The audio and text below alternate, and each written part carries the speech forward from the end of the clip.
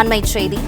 திருவண்ணாமலையில் இளம்பெண் பாலியல் வன்கொடுமை செய்யப்பட்ட வழக்கில் 2 காவலர்கள் கைது செய்யப்பட்டிருக்கும் நிலையில் இது பெண்கள் பாதுகாப்பின்மையின் அவல நிலையின் உச்சம் என இபிஎஸ் தெரிவித்திருக்கிறார்.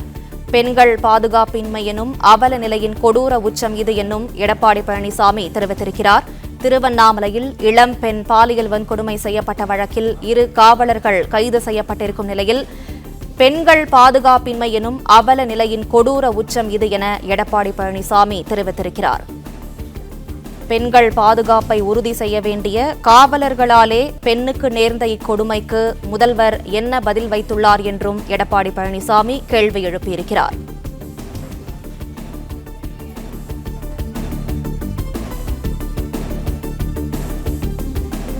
திருவண்ணாமலையில் இளம்பெண் பாலியல் வன்கொடுமை செய்யப்பட்ட வழக்கில் 2 காவலர்கள் கைது செய்யப்பட்டதை அடுத்து பெண்கள் பாதுகாப்பின்மை எனும் அவல நிலையின் கொடூர உச்சம் இது என எடப்பாடி பழனிசாமி தெரிவித்திருக்கிறார். கூடுதல் விவரங்களை செய்தியாளர் பிரகாஷ் வழங்க கேட்கலாம். பிரகாஷ், வணக்கம். விவரங்களை சொல்லுங்க.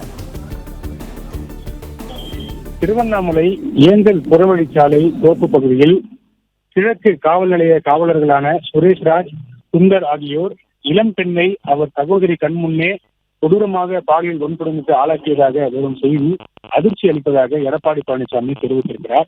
இதுகுறித்து எக்ஸ் வலைதளத்தில் எடப்பாடி பழனிசாமி பதிவிட்டிருக்கிறார். அவர் பதிவு செய்துள்ள இந்த செய்தியில பெண்கள் பாதுகாப்பின்மை எனும் அவல நிலையின் கொடூர உச்சம் இது என்று சுட்டிக்காட்டியிருக்கிறார்.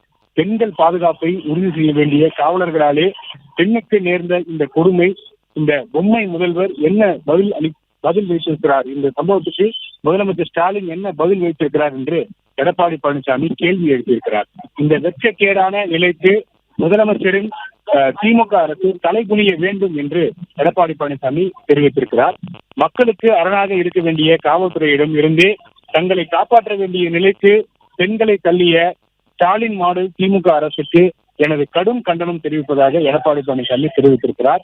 மருத்துவமனையில் அனுமதிக்கப்பட்டுள்ள பெண்ணுக்கு உரிய சிகிச்சை அளிக்கவும் காமோதர்களான மாறிய காவலர்கள் மீது கடுமையான சட்ட நடவடிக்கை எடுக்க வேண்டும் என்று தமிழ்நாடு அரசை எடப்பாடி பழனிசாமி வலியுறுத்தியுள்ளார்.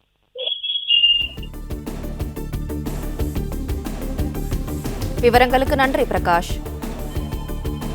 பிளே ஸ்டோர் மற்றும் ஆப் ஸ்டோரில் இருந்து பாலிமர் செயலியை QR கோடு மூலம் பதிவிறக்கம் செய்யுங்கள். செய்திகளை உடனுக்குடன் பெறுங்கள்.